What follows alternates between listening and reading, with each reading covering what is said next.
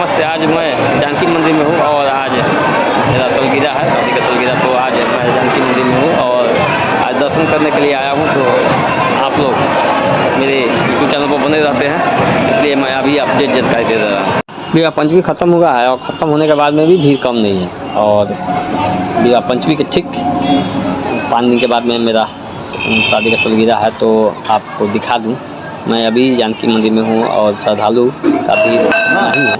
ठीक मैं जानकी मंदिर पर हूँ। आज सत्यनारायण भगवान का पूजा भी हो रहा है, एकादशी है। एकादशी के दिन और जानकी मंदिर में दर्शन करना और सत्यनारायण भगवान का पूजा करना है बहुत सौभाग्य की बात है।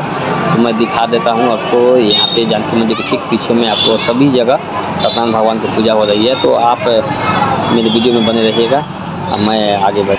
शादी के सालगिरह के दिन आपको मंदिर जाना, भगवान को पूजना और वो भी जानकी मंदिर में आके मैं अभी दर्शन किया हूँ। तो और भी सौभाग्य की बात है। मैं आप लोगों का आशीर्वाद मेरे साथ रहे। तो हम लोग दर्शन कर लिए हैं और घर के लिए जा रहे हैं। यहाँ आए हैं तो बाबा से भी भेंट हुआ था। बाबा भी हम लोग का आशीर्वाद में धोती और चुनरी से भी दिए हैं प्रसादी के रूप में। तो